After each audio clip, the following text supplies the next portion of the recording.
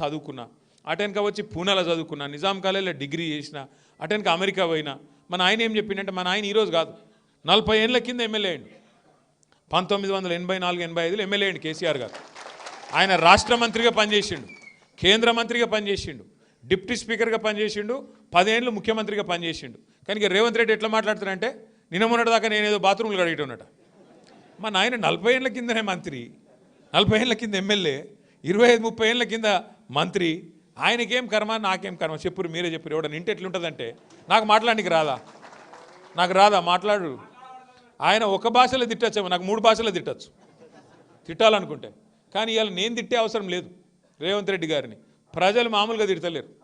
అసలు మీరు గొట్టం పెట్టిరు పోయేకనన్నా వాళ్ళ ముంగటనన్నా, ఆ తిట్లు వింటే ఇంకోడు అయితే అంత బకెట్లో నీళ్ళు తోడుకొని దుంగి చచ్చిపోతున్నాయి. అలా రేవంత్ రెడ్డి కాబట్టి సిగ్గు లేకుండా బతుకుతుండు. కానీ అవి ఏం తిట్లు, ఏం లెక్క? తెలుగు భాషల గిన్ని తిట్లుంటాయని నాకు కూడా తెలియదు. గన్ని రకాల తిట్లు తిడుతురు జనం. యూరియా ఇచ్చే ముఖం లేదు నీకు, పెద్ద పెద్ద మాటలు నరుకుతున్నావు. యూరియా ఇచ్చే ముఖం లేదు. యాప్ పెట్టిండేది, యాప్లు ఇవ్వాలంటే షాపులు ఉండాలన్నా లేదా? ఆడ యాప్లు ఆడికెళ్ళి వస్తుంది, షాపులో లేకపోతే అసలు సరుకు లేకపోతే యాప్లు ఆడికెళ్ళి వస్తుంది. గా తెలివి లేదు నీకు. నీకు యూరియా ఇచ్చే ముఖం లేదు, ఇచ్చిన ఒక్క మాట నిలబెట్టుకునే ముఖం లేదు. పెద్ద పెద్ద ఏతులు, ఓహో అట్లా, ఓహో అట్లా, ఓహో ఇట్లా ఏందో. ఇక ఇంకో కొత్త కథ పట్టుకున్నాడు. 1 కోటి మంది ఆడవాళ్ళని కోటీశ్వర్లు ఎత్తాడు. 1 కోటి మందిని కోటీశ్వర్లు చేయాలంటే నాకు సరిగా లెక్కలు రావు, అన్నిలో నాకు బాగొచ్చు. నువ్వు చెప్పేజరా, నీకు కూడా రావా? ఇక అన్నగారిని అడుగుదామైతే. 1 కోటి మందిని కోటీశ్వర్లు చేయాలంటే ఎన్ని కోట్లు కావాలనే? 1 కోటి కోట్లు కావాలి. 1 కోటి కోట్లు ఏడున్నాయి? చెప్పు బాబు. నువ్వే చెప్తివి. సెక్రటేరియట్ పోతే లంకె బిందెలు లేవని నువ్వే చెప్తివి. ఢిల్లీకి పోతే దొంగల లెక్క చూస్తురని నువ్వే చెప్తివి. చెప్పులు ఎత్తుకపోయటం చూసినట్టు చూస్తురని చెప్తివి. యాడికెళ్ళి వస్తాయి పైసలు మరి? ఇక గిసొంటోడు దొరికిండు, మనకి ఏం చేస్తాం? ఇక 3 ఏళ్ళు భరించాలి, తప్పదు. ఎందుకంటే ఢిల్లీకి పైసలు మాత్రం బాగా పంపుతుండు, మీకు వస్తలేవు పైసలు. రైతుకు రైతు బంధు రాదు, ముసలోళ్ళకు పెన్షన్లు పెంచడు, మహిళలకు 2,500 ఇయ్యడు. కానీ టెన్షన్గా టకీ మరి పైసలు ఒక్కకాడ మాత్రం పడుతున్నాయి. ఏడబడుతున్నాయి? ఢిల్లీలో మాత్రం మంచిగా పడుతున్నాయి. లేకపోతే పోస్ట్ పోతుంది కదా, కుర్చీ వీక్తుంది. మళ్ళీ సోనియా గాంధీ కటింగ్గా పెడితే ఆయన ఎగిరిపోతాడు కదా. అందుకే ఢిల్లీకి మాత్రం మూటలు ఇప్పటికి 62-63 సార్లు పోయినట్టున్నాడు. ఢిల్లీకి పోయేటప్పుడల్లా 4 బ్యాగులు పట్టుకపోవాలి, ఆడ వాడేయాలి, రావాలి తప్ప. ఇక్కడ మాత్రం చేసింది ఏమీ లేదు.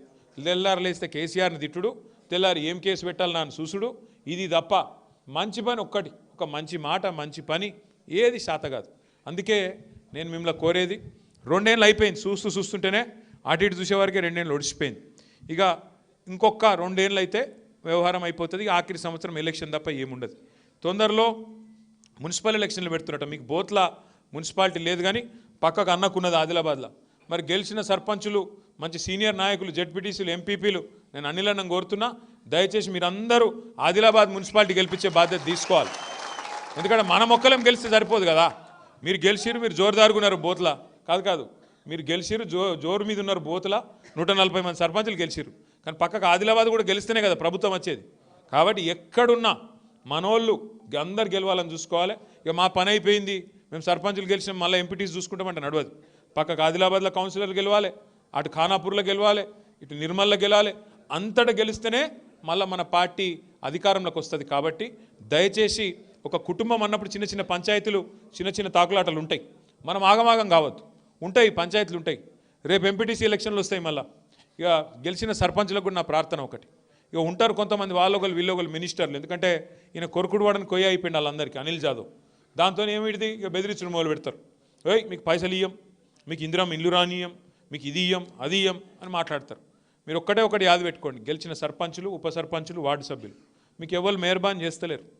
మీకు వచ్చే పైసలు, మీకు ప్రభుత్వం నుంచి వచ్చే పైసలు, కేంద్ర ప్రభుత్వం నుంచి కానీ రాష్ట్ర ప్రభుత్వం నుంచి వచ్చే పైసలు కానీ ఎవ్వల మెహర్బానీతో వస్తలేవు.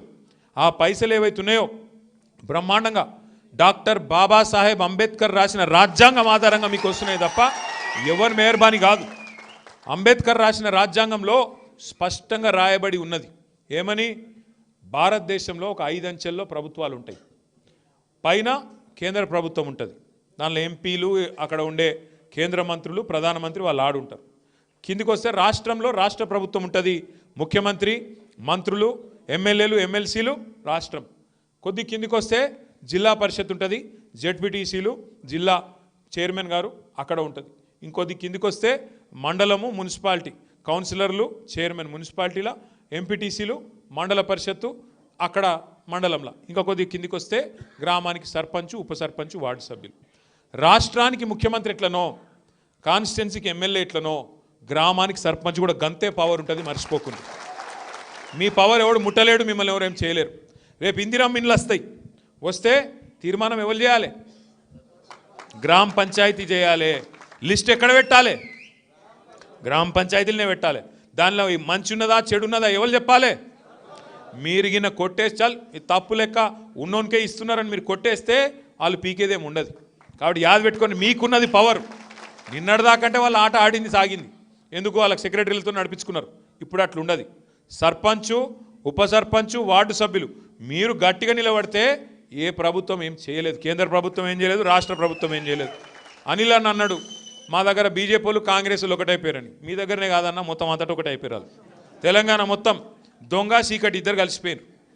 దొంగ చీకటి మంచిగా కలిసిపోయారు. ఎట్లా పడతాం ఇద్దరిని? అదలు బదలు చేసుకున్నట్టే. మొన్న చూసిరు కదా మీరు, ముఖ్యమంత్రి వస్తే ఆదిలాబాద్ ఎమ్మెల్యే బీజేపీ ఆయనే కాంగ్రెస్ వాళ్ళ కంటే ఎక్కువ డబ్బా కొడుతున్నాడు ఆయన. కోరామా నేను పరిశాన్ అయినా చూసి, ఇంత అన్యాయమా అని. ఎందుకు డబ్బా కొడుతున్నావు? ఉన్న సిమెంట్ కంపెనీ అమ్ముక దొబ్బుతున్నందుక. ఆయన అమ్ముతుంటే ఈయన మంచిగా సపోర్ట్లు కొడుతున్నందుక. పక్కకి వెళ్ళి సిగ్గుండాల బీజేపీ వాళ్ళకి. Cement corporation of India factory తెరుస్తామని చెప్పారు. ఆల్తుఫాల్తు మనుషులు కాదు, అమిత్ షా వచ్చి చెప్పిండు సిమెంట్ కార్పొరేషన్ ఆఫ్ ఇండియా మేము ఫ్యాక్టరీ తెరిపిస్తాం. మరి కేంద్రంలో ప్రభుత్వం వచ్చింది కదా, ఎందుకు తెరిపిస్తలేవు? ఆ మాట మాట్లాడే దమ్ము ఎమ్మెల్యేకి లేదు. ఇంకా దానికి ఇక్కడ ఉండే ప్రభుత్వం సహకరిస్తున్నది, కాంగ్రెస్ ప్రభుత్వం. మనం ఉన్న రోజులు అడ్డుకున్నాం, అట్లెట్లా అమ్ముతావా అని. ఇవాళ అడ్డికి పావుషేరు ముఖ్యమంత్రి గారి కుటుంబ సభ్యులే ఆ ఫ్యాక్టరీ కొట్టేసే ప్రయత్నం చేస్తున్నారు. ముఖ్యమంత్రి గారు బాగున్నాడు, ఒక ఆయన బావ వరుసకున్న మనిషి, ఆయన కొట్టేసే ప్రయత్నం చేస్తున్నాడు. నేను మీకు వివరాలు చెప్తా. తప్పకుండా అడ్డుకోవాల్సిన బాధ్యత మన మీద ఉన్నది. కాంగ్రెస్ బీజేపీ ఇలా రెండు సిగ్గులేని పార్టీలే, దొందే. మీరు ఆలోచన చేయండి. ఇవాళ సిసిఐ అమ్ముతుంటే పట్టించుకోరు. కాటన్ కార్పొరేషన్ వాడు పత్తి కొనకపోతే కాంగ్రెస్ వాళ్ళు నిలదీయరు. మళ్ళీ మనమే రోడెక్కాల, మళ్ళీ మీ నేరేడు కొండగాడను ఆడ మన మొత్తం రాస్తారోకో చేసి రహదారి దిగ్బంధం చేసి బోతులనే ఆగమాగం చేస్తే తప్ప సిగ్గు రాలేదు వాళ్ళకు. అట్లాగే ఇవాళ ఒక్క హామీ కాంగ్రెస్ వాడు అమలు చేయకపోయినా, 6 గ్యారంటీలను అటకెక్కిచ్చినా ఒక్క బీజేపీ మాట్లాడాడు, ఒక్కడు గట్టిగా అడగాడు. ఎందుకు? ఇద్దరు ఒకటే అదలు బదలు. ఏమనుకుంటాను వాళ్ళిద్దరు? ఫస్ట్ బీఆర్ఎస్ లేకుండా చేయాలి రాష్ట్రంలో. కేసీఆర్